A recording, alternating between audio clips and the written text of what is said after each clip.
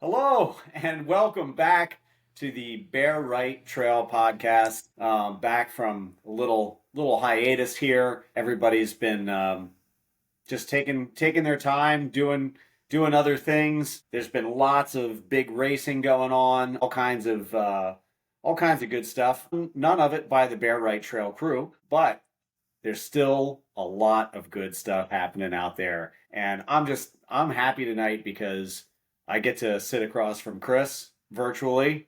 Um, so how are you feeling? Yeah. Yeah, man. No, it's good to be back. Haven't done one of these for a bit, but like you said, took a little hiatus. Some of the guys are a little banged up here, so not a lot of socializing either, with the crew, but definitely It's been rough. still following things. Yeah, it has been. But you know what? Let's get these things figured out, and let's have a good summer season. And like you said, there's been a lot of fun racing going on, out there with some of these big races on the West Coast, and sort of gearing up now as with some bigger, East Coast races coming Right up, around the bend. Yeah. right around the bend, and then also, the granddaddy in Western states on the horizon too. So this is like, this is sort of the time where all trail running geeks sort of start to get in the swing of things. So hopefully we get these injuries out of the way. We're healthy. We can run and digest all this trail content and have a good time, doing it. Have a good summer. Yeah, man. Looking forward to kicking things back off here. Yeah, I feel like people are either right now they're logging lots of big miles and stuff like that, and they're like Mm-hmm. in the sort of like the peak of their training blocks and stuff, Mm-hmm. or they're hurt and depressed and they just need a podcast to lift them Yeah. up. Hurt and or depressed. Because Yeah. you're hurt and depressed. I'm hurt and I'm not depressed. hurt, just depressed. It's it's just sort of, but I'm Yeah. depressed about other people being hurt. Yeah. Like that's what's causing my depression. Boy, that overwhelming, sympathy and empathy, I guess, Exactly, that's what it It's is. just overtaking you, man. You It's my can't- community. My community is Oh, hurting, so I'm hurting. yeah. So yeah, I think we're both happy to kind of. I guess today the idea is to maybe just have one of the discussions that we would be having out on our our trail runs. Yeah.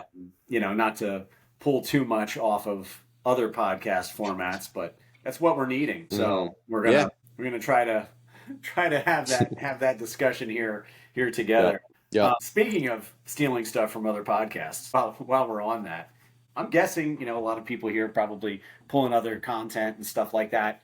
But we both just listened to the most recent episode of the Single Track podcast with Finn Melanson. I was expecting to hear a lot about Cocodona, not a whole lot about Cocodona Mm-mm. in that podcast. Mm-mm. I guess we'll just have to wait a little bit later.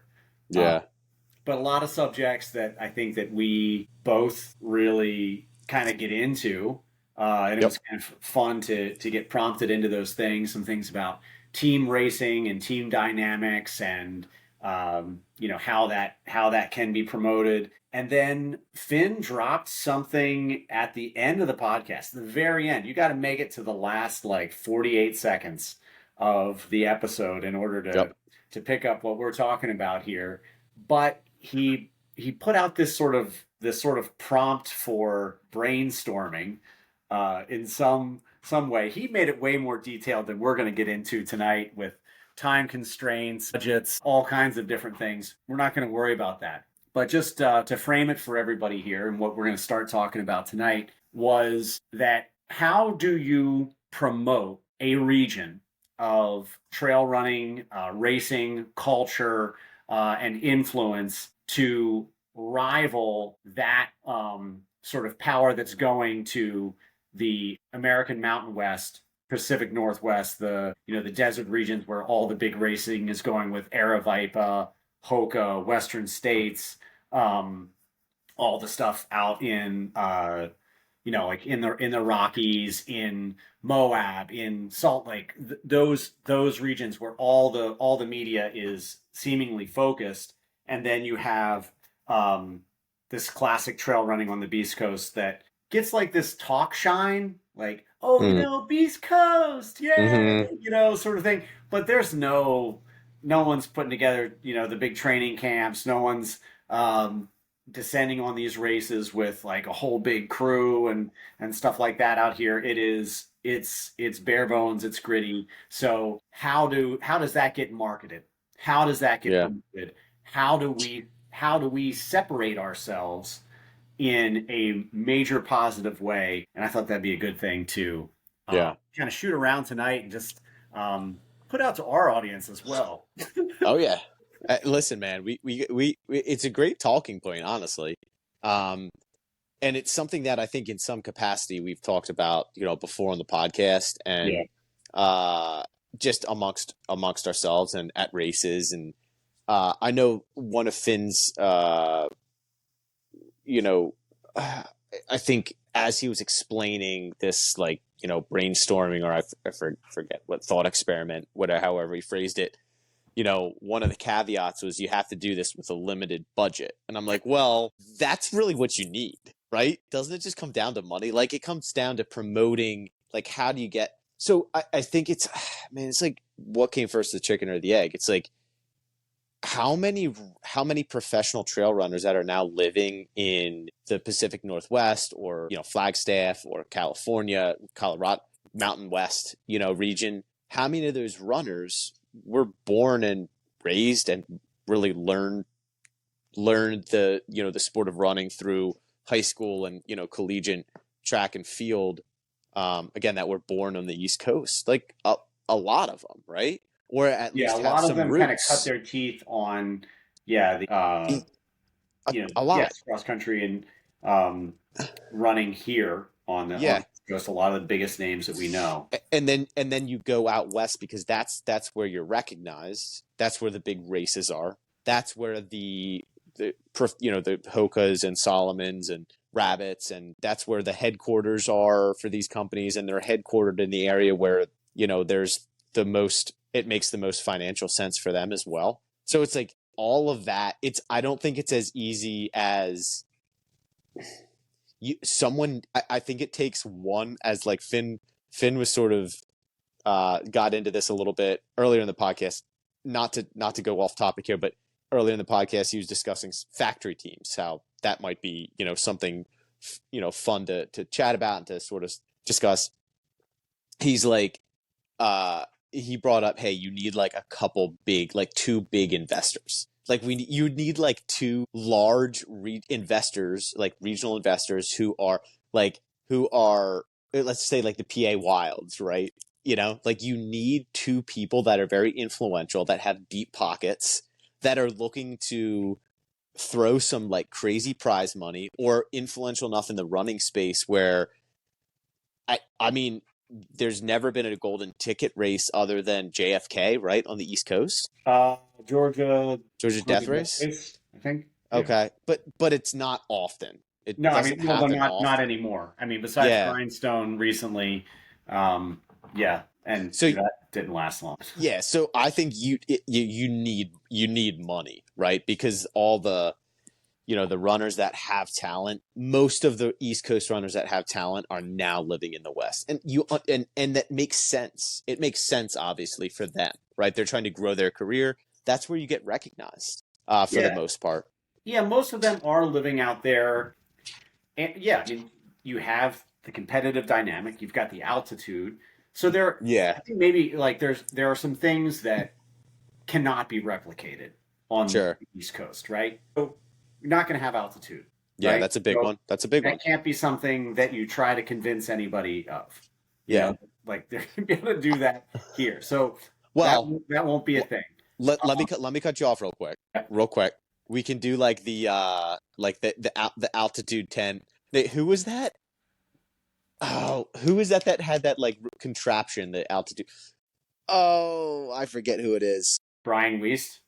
Brian Brian has one. So there you go. There you go. Brian's figured it out. Answer.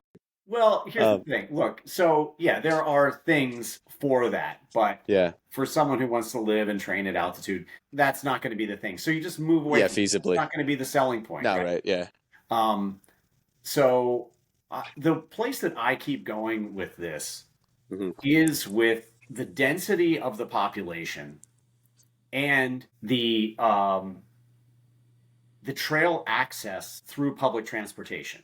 That's what I think, Okay. if we were trying to get brands looking at the East Coast, is like, hey, let's invest in these races. Let's invest in creating events around the New York metro area, around the Philadelphia area, around Boston, like um and or Atlanta, in these areas. Let's focus on the fact that you can take the train to the trailhead. This Mm. is I have a race concept I've been working on, just sort of like in my head Hmm. for quite some time, and that's a big part of it. Is that, Okay. hey, hop on the train, Yeah. get to the trailhead, and you don't have to have a car. Yeah. All you need is a pair of shoes and a couple of bucks. Yeah. Okay. Right? It is, and I think that's something that could separate. It could be more democratic. It could be more of a highly accessible sport, and you could say, hey, look, it's accessible here, Okay. right? That It's makes sense. accessible here. Anybody can do it. Anybody can run in Wissahickon from Yeah. Philadelphia. Anyone can. I mean, you could take the bus to Valley Forge, Hmm. from downtown Philadelphia. You can do these things and get to these places more easily on the East Coast, because Hmm. we have that structure that the West Coast does not have. Yeah.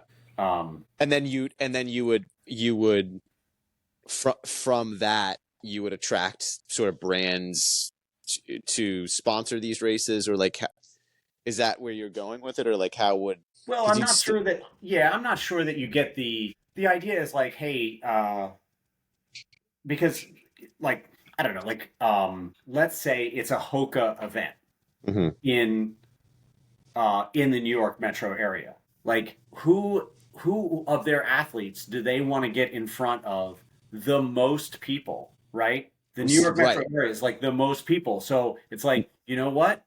I we want Jim to go there.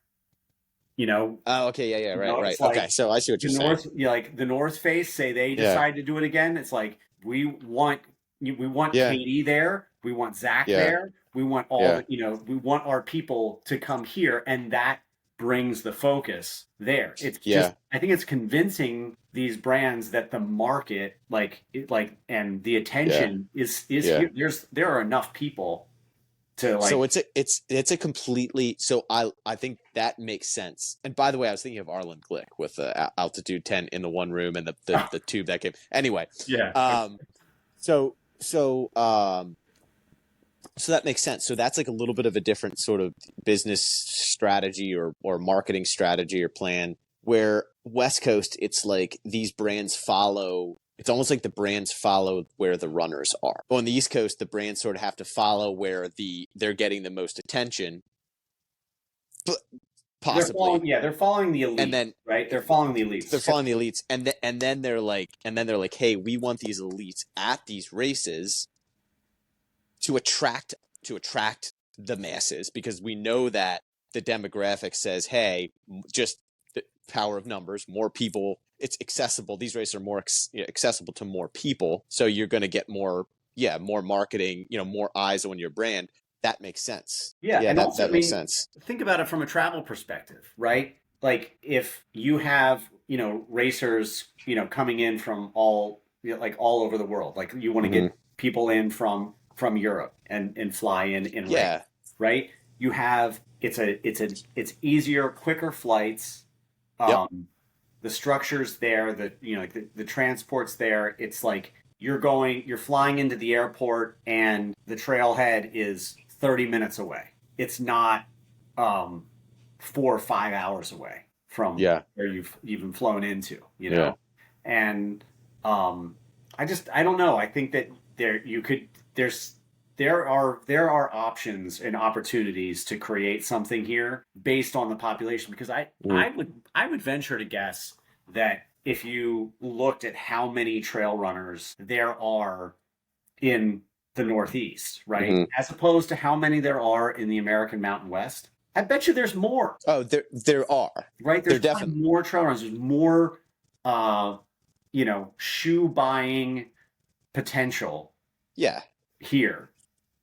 absolutely. And So how, so does the question that was, or at least the like the thought experiment posed by Finn, is that how you grow uh a community? Like I understand, like so is it how you grow the community to get to a point where you are rivaling as far as ability, as far as elites with the Mountain West, or is it just the community as a whole, how you grow the numbers, the people that are invested in these races? yeah, I think that I mean that's the thing that the way that I think about it is, look, hey, like there's the runner base is here, right? Yes. They're here.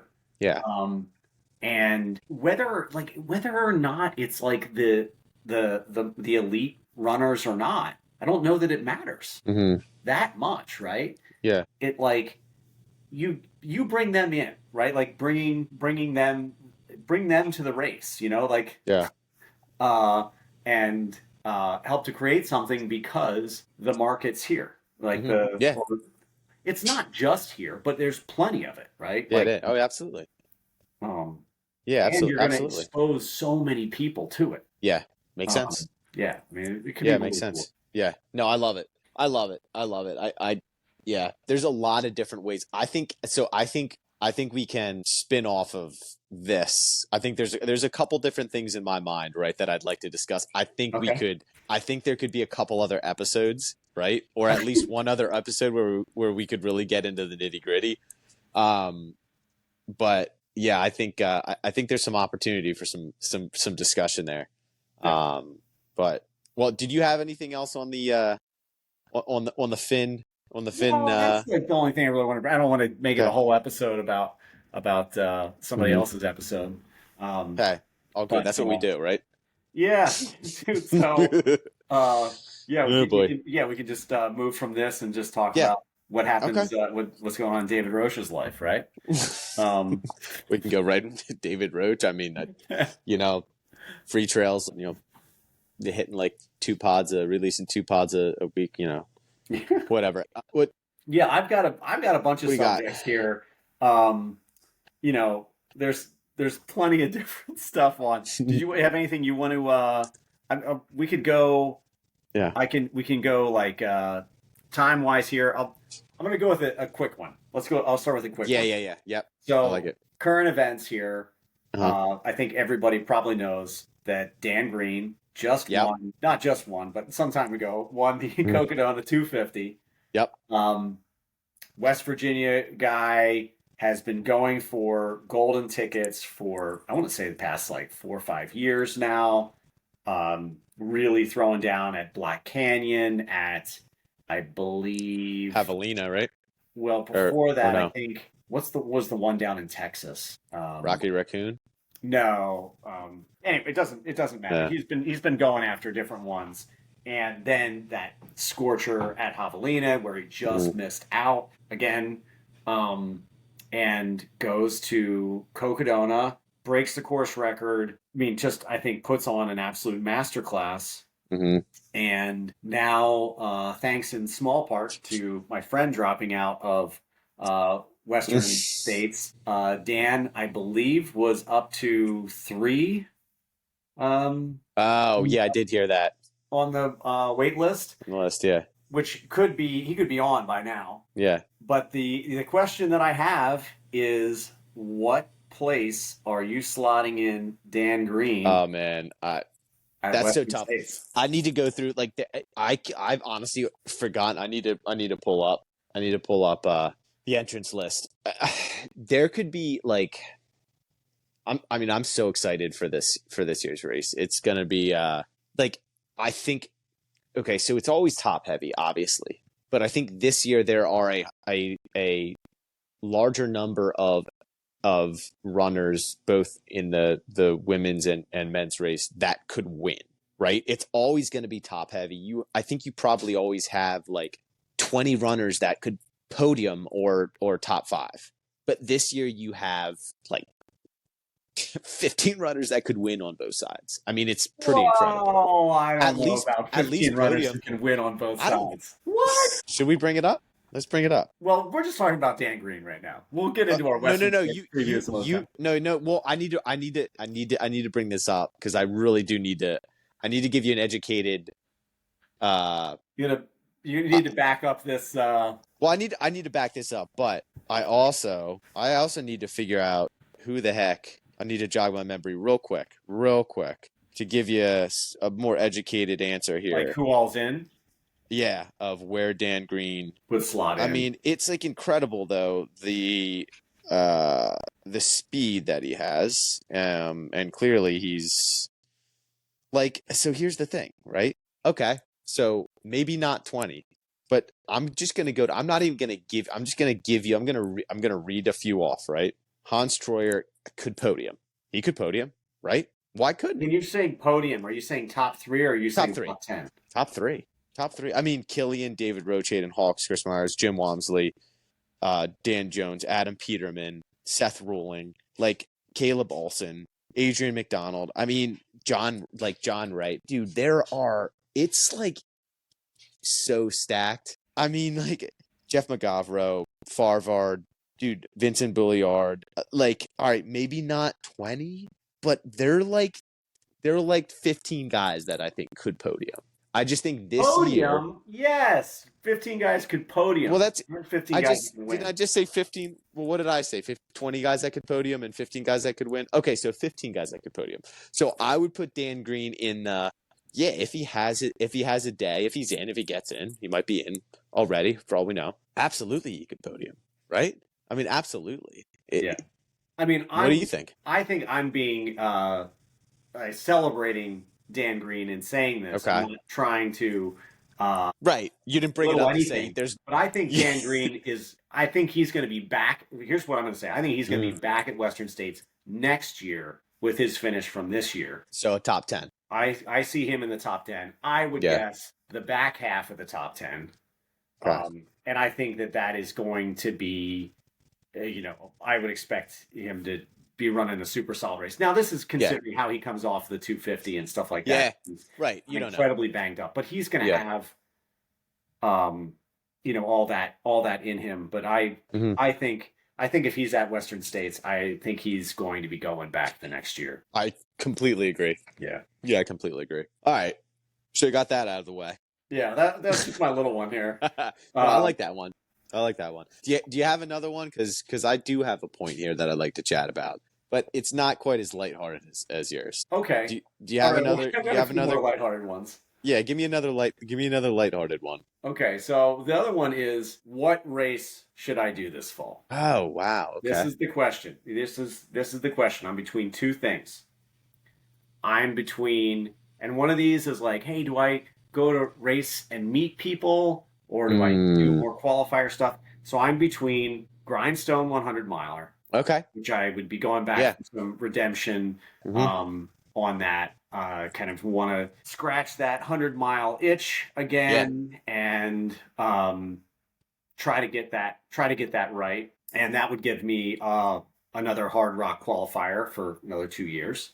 So that's kind of the idea behind that. The other one is around the same time, Hurricane 100K. Go down to West Virginia, meet and race Dan Green, Alex Minor, and Caleb Bowen, all those guys down there, and try to grow the community. Also know that I'm going to be going into an absolute buzzsaw competition. Yeah. And I have this thought of, hey, is that what I need to just like kind of get back on the horse, do the little things, sure, do that kind of stuff. So little prize purse down there too, right? Yeah, I don't think I need prize purse down there. Prize purse. It's yeah. So okay, so Grindstone's in September, right? They're both in September. They're both in September. Early or late? I think Hurricane is early. Okay. I'm not sure about Grindstone yet. I've got to look, but I know they're both in September. Put it this way: they're close enough together. I'm not doing. Well, no. So my question would be, um, would they be too close where you wouldn't do JFK? They're not. No, right? no. Okay. I'm doing JFK. You're doing JFK. Okay. Boy, I know of both races. Never been to either. I don't know much about either. Yeah, it's a tough one. You got to make a pros and cons list there, man. I feel like I kind of put them out there, right? You did well. Okay, so right. So you want to? Okay, you know what? I should ask you this is when you say you want to get Grindstone right.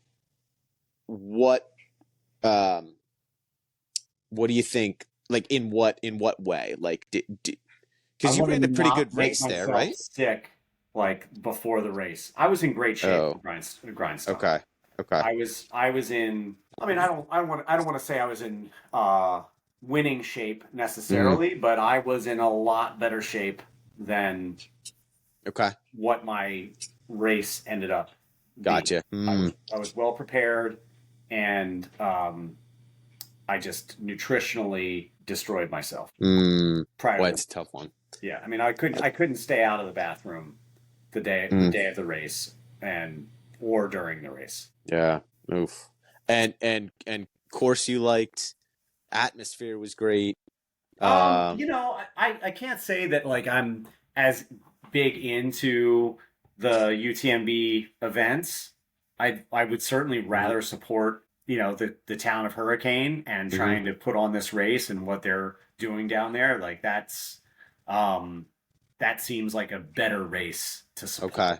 And how about like any preferences on like elevation or technicality or runability? I think we're or talking like... similar area. Yeah. Okay. It's West Virginia and Virginia.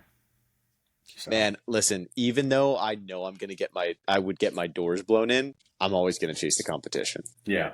That's just my 2 cents. I think you go with Hurricane, man.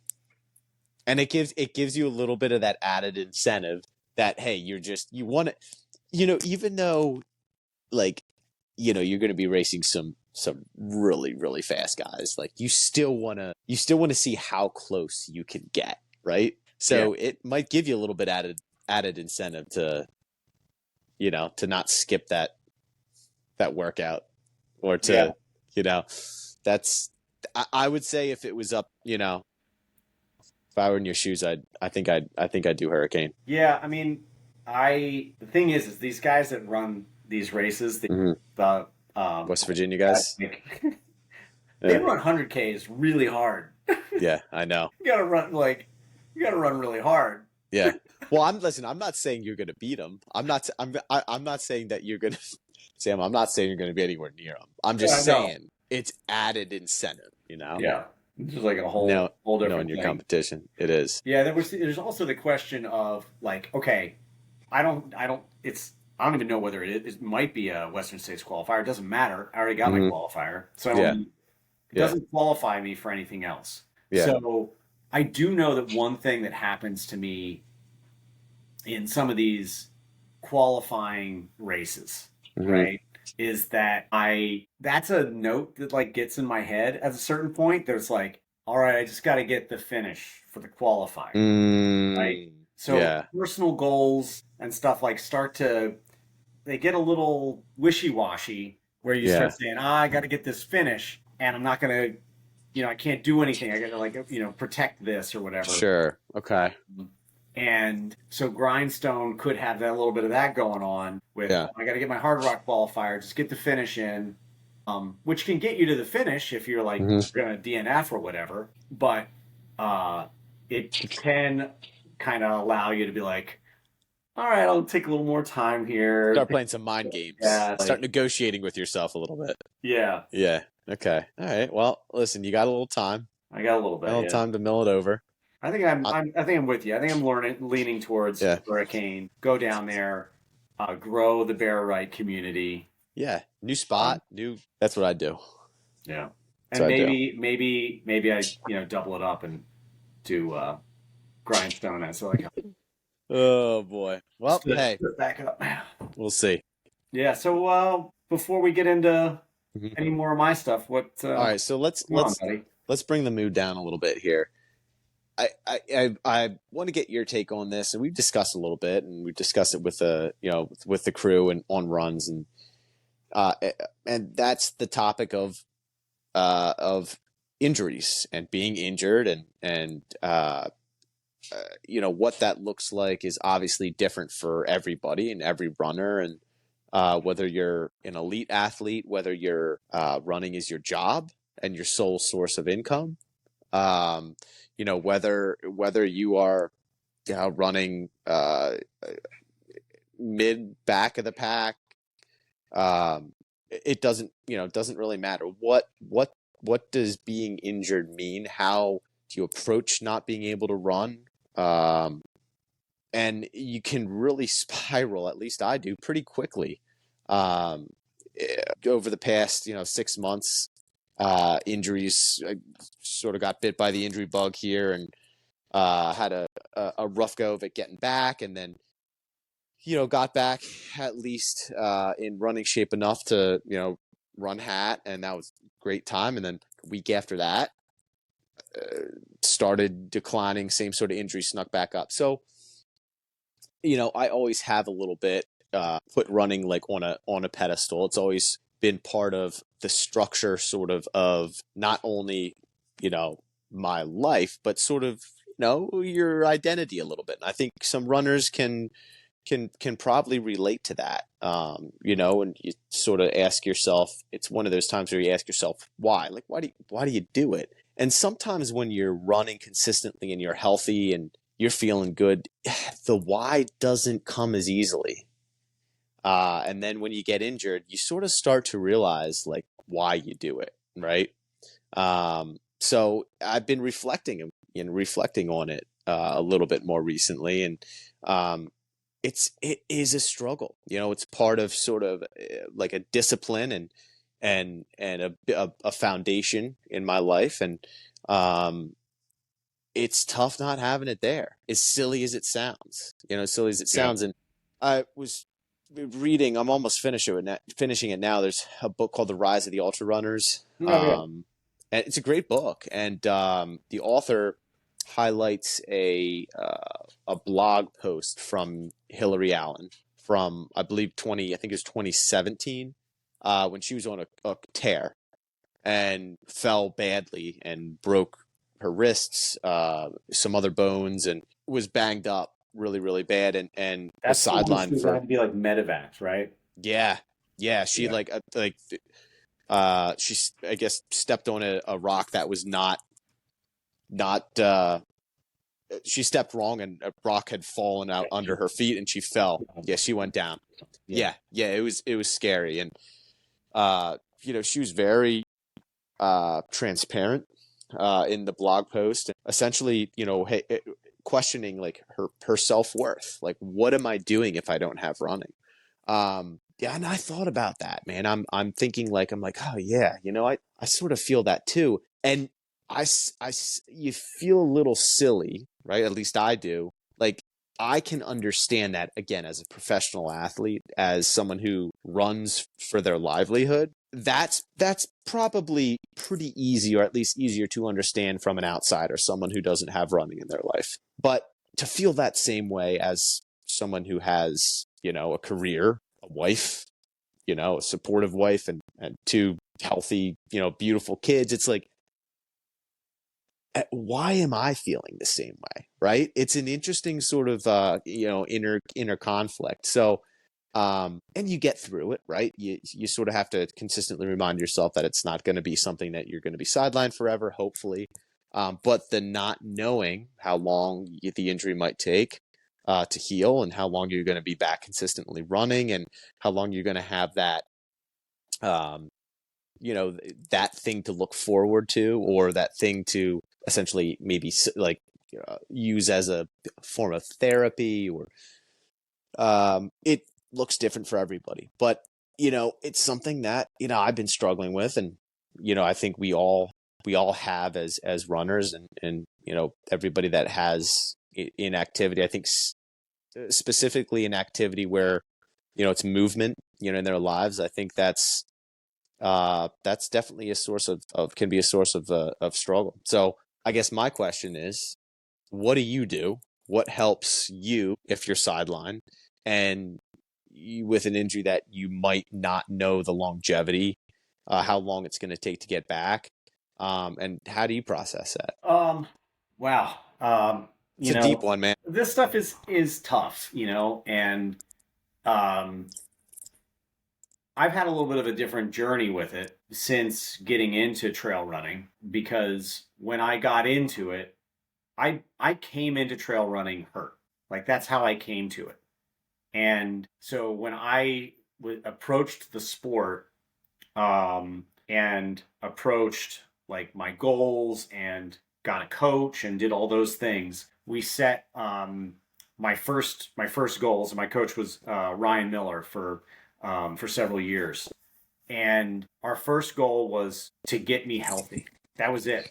I Oh, didn't wow. have racing goals. I didn't have any goals. It was, what the priorities were being able to like get up off the floor with my kids without like throwing my back out and getting myself healthy so that I could run again. And so my approach to running this whole time basically with like very few hiccups has just been like a real like health first approach to it and really listening to my body, shutting down anytime there's anything, basically. Like I haven't run through. I did try like going into Black Canyon a couple of years ago. I like had to try to like work through something, but outside of that, like I haven't tried to run through anything. And uh, so I've been really fortunate, in this past, I would say like 5 years Hmm. of running now, in order to basically not be injured.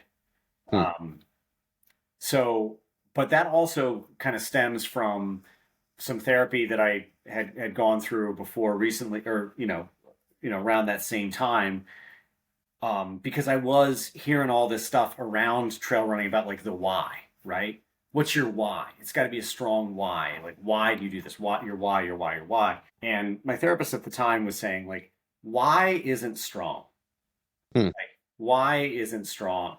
Like, once it's something that is actionable, then it's a what. And what is strong? And that's where I think maybe part of your conflict is like Mhm. finding that what of what do you do when you don't have your what anymore, Mm, right? yeah. You Yeah. know?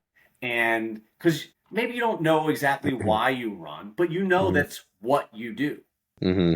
Um, and uh, so my first thing to go to is like, do you know what you need to do to be healthy?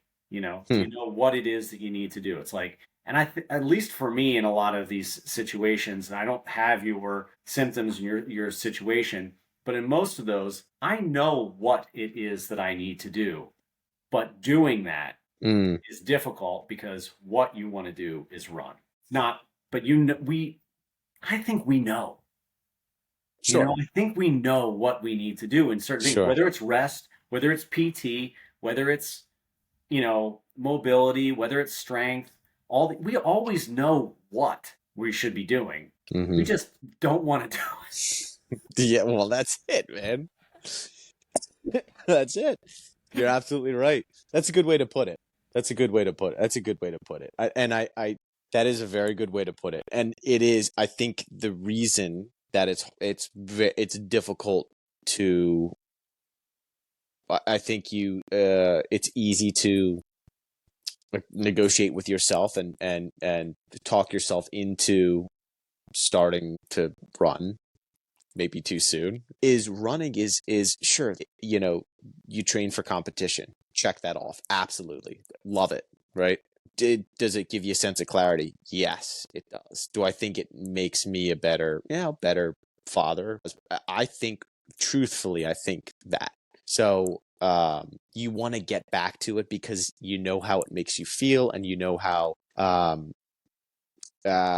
not only for for yourself, but also for others, right? So I think it's a loaded sort of thing. So, but anyway, just food for thought. I wanted to bring it up because I do think it's difficult. It's difficult for I'm talking to other runners. It's difficult, to be sidelined, something that you love to do, and something that I think helps a lot of people, right? Gives you clarity, and but anyway, that's one I wanted to bring up. Do you Yeah. have something else? Well, there's something we can transition into here. All right, let's Um, do it. and so I'm going to ask you, and Uh-huh. maybe you can return the question to me. But so, do you know what it is that you need to do, and what is that? Somewhat. Yes, somewhat. So I'm going through the process to identify what is happening. The the I think the issue is I don't have anything that's structurally um I think I just need to rest. I just need to rest it. Like there's nothing torn, there's nothing broken, right? But it is preventing me from really getting back into running consistently. And maybe that's what it is. Maybe part of it is the consistency of running, of making that um a daily check, right? I think it's part of and I would say this. I'll I love I love racing. Racing is I absolutely love it, right? The competition. I think I love the grind more than that. Like I love the putting in the work and feeling like I'm being productive. Yeah. So it's a part of the foundation of my day, you know? So it becomes a deeper than just the action, right? And it's tough because I think, I've heard, I'm sure you have, I'm sure, everybody has heard interviews with, professional runners or um whatever, uh, you know, it in some way or at some point where they may be asked by like a podcast host or whoever it may be, do you think are you addicted to running, right? Is it an addiction? Is it a positive thing that is then become not as positive as you think it might be, right? Is it controlling your life? And for me, I don't think maybe sometimes it is, but I do think, and it can certainly spiral, right? But I do think as it is a like foundation, it's very difficult when you don't have that, right? So to answer your question, I I am I am getting some answers, but it's not straightforward as, hey, you have a broken leg. You put it in a cast and you do X, Y, and Z, right? It's like inflamed this, which is one part of my body is influencing another part of my body. So it's not super straightforward. And I think there's some frustration there, right? Yeah. Well, I mean, So is it not straightforward in the sense that like it's not straightforward in which like you don't know the perfect way to navigate it to get you back the fastest, mm, or you don't know like a way to navigate it productively? Because I would tend to guess that like with the help of our friend who's a yep. PT, like that, and you understand that what you need to do is rest it Mm, as of now, right? mm, Like you need to rest, mm. but then also the plan for strengthening, rebalancing, Yeah. getting that is Yeah. something that could also be a known thing as far as like I know what I Yeah. need to do. I know I need to rest now and Sure. then do Yeah. these and routines. and without Ryan, I'd be completely lost, frankly. Yeah. So he's given me a lot of guidance. He's given me a ton of guidance as far as what it could be, and of course he had seen me before when I first injured it, and he had given me direction to see a doctor to get X-rays, ultrasound, and we're making progress. But I think it's still not a straightforward with, ligaments and tendons, and you don't really know how long the injury. It's unknown, right? There's a time range. Whereas if you have a broken bone, or there are more, it's just less known, the time range of when that thing is going to heal. So I think the not knowing is the worst. If you told me, hey, you got to put this cast on for like 6 weeks, I'm like, okay, got 6 weeks. So now what's my contingency, right? So what can I do now? Can I still do some movement? But to not know, and to sort of, you sort of ease in, and then you back off. Then you ease in, then you back off. Well, am I easing in too much? I don't want to back off too much, right? You can't Even put though, anything on the calendar. no. Yeah. So I think it's just the not knowing that is tough. But anyway, this is Yeah. Bear Right Trail podcast. Talk therapy. It's all the above. Exactly. It's all the above. Yeah. All right. I've talked too much about myself. Sam, do you have any feedback? Do you have anything that you want to? No, and I gave you I told you my 2 cents there. I'll share what my thing that I know, my things that I know I need to do that I'm not doing, and I can't, bring myself to do. So the number one thing I know I need to do, and this was going to be one of my other subjects. So, okay, is I need to repair my neurological pathways on the left side of my body.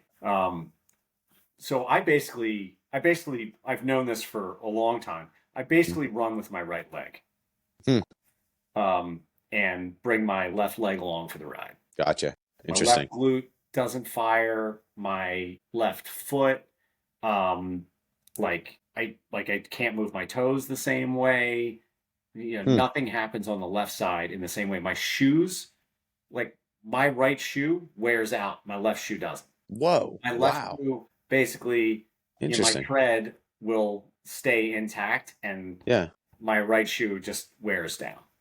Huh. So this has been a problem I've had for a long time. I feel it when I'm running. I can feel it in my high left hamstring that my glute just isn't coming along. Yeah. And it's something that just I re-thought about here with actually going to the vet with my dog who's aging, and now she walks and tries to squat. She'll turn her feet under and walk on her feet incorrectly, because her neurological pathways from her spine are going kaput, and she doesn't know where her limbs are in space, which is essentially kind of what's going with my left leg. It's just getting slapped down all the time. I'm not being intentional.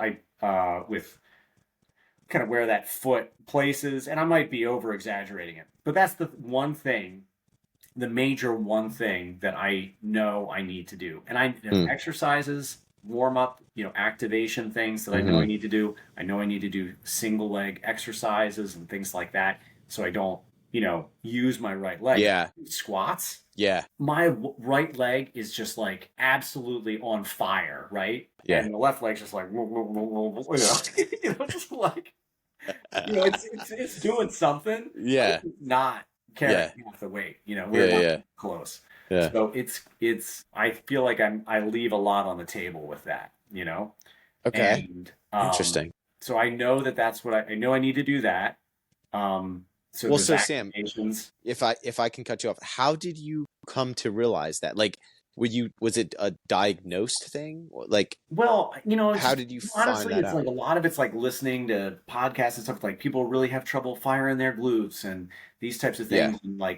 And your running's really from the feet up, and this kind of thing. And then realizing that I'm just kind of slapping that foot, and just learning about how these pathways work. Yeah. And repairing them, whether it's a brain pathway in order to create a habit or to move something, as you realize, you do so much with your right hand and stuff. Really the only things that for me are things that I really do with my left hand that I can't do with my right, opening a bottle. Yeah. I can't really hold a bottle in my left hand and open it with my right. I mean, I can, Yeah. but Yeah. I really don't like to. Sure. Like, I only like to open a bottle with my left hand. Okay. A couple of other things, like catching a ball or whatever Sure. is thrown at me. I want to, it's like I've practiced that with my left hand. Yeah. I don't want to catch with my right, and Yeah. other things. But just about everything else, I don't really. Anyway, it doesn't Yeah. matter too specifically Sure. all the different things, Mhm. but I've known for quite some time that my left leg Hmm. is, Okay. underdeveloped Sure. in this sense. So it's that and speed. Yeah. I got to do my speed. Yeah. Like I Yeah. know those are the things I need to do, Yeah. and that I don't want to do, and I really feel like I need community help to do them. I Yeah. feel like I need I either need the coaching, or I Mhm. need yoga classes. Mhm. I need something, to help me with that, and I've Yeah. been able to do it myself. Yeah. Well, it is a lot nicer with, when you have the group to run with, and yeah, it's tough. And it's tough when a couple, let's just take our group for instance. Few guys are injured and those runs just don't seem to materialize, right? And then even if you are healthy, you're like, you just sort of, you're running by yourself. And again, I've always liked the grind, so I still always like running, but I think it is much more difficult to do the speed workouts, to do those threshold, to do the tempo, to get yourself like to continue to run. I really like running, so I'll keep running. But yeah, to do those specific things, it almost you need to be motivated to a different power. Well, and when you don't have your group, I think there's just Yeah, like an erosion. You know what I for mean? sure. Like it starts to erode. It's like one thing to get out on, let's say, 4 runs by yourself a week, and then you have one where you meet up with another person, and then Yeah. one where you meet up with a group. And there's Yep. 6 runs. You did Yep. 4 by yourself, but it's another thing when you're maybe doing, 3, 4, 5 weeks of running by yourself, and you can't get a run with anybody else. Yeah. And maybe you're not, like in my case at this point in time, like not really training for anything. So Yeah. it's like, what the hell? Why Yeah. am I Yeah. going to Yeah. do, Yeah. you know, Yeah. 5? It's the funny Yeah. thing is right now, like I still have Mm. the Garmin suggestions on my watch or Oh whatever. gosh, I know. Every single day, it tells me to do threshold, tempo, or sprinting because I'm not doing it at all, right? Like, so it's like it never tells me to do a long run or Yeah. a recovery run. It's just Yeah. threshold, tempo, sprint every day. It knows. It's It like, knows. Come on, buddy. you gonna be threshold today? Nope. Nope. Ain't gonna be easy. Not doing that. Well, you know what? You gotta save yourself for the fall. Gotta save those legs for the fall. What I really need to do is what I know that I need to do. But just like I think it's Morpheus says in The Matrix,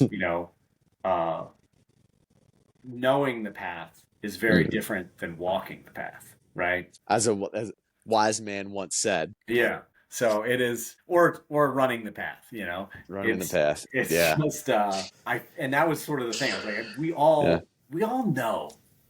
Of course. We all know what it is we need to do. Absolutely. Just don't want to do Just it. doing it, man. Just doing it. Well, listen, we'll be back there soon, and it's that running summer season is around the corner. Yeah. So, well, do you have any other topics there? I do, but I think it's something that I want to get into another time. Okay. But I'm going to throw it out here as one, because I think this is something. Little teaser? Yeah, something for another time. Okay. That is, you had talked about addiction in running, right? And I would like to talk about ADHD and trail running, and how big of a thing do we think this is in the trail running community? And I don't mean in like a bad way, but is there something about this community that draws us in? A lot of people with ADHD are drawn to exercise in general. It's a very important part of movement is a really, really important part. But I also think that variation is too. So I Hmm. it's I don't know, something I wanted to get into. Yeah, Go I through a think lot of that that's stuff good. in my household. So Yeah, well, we can package that.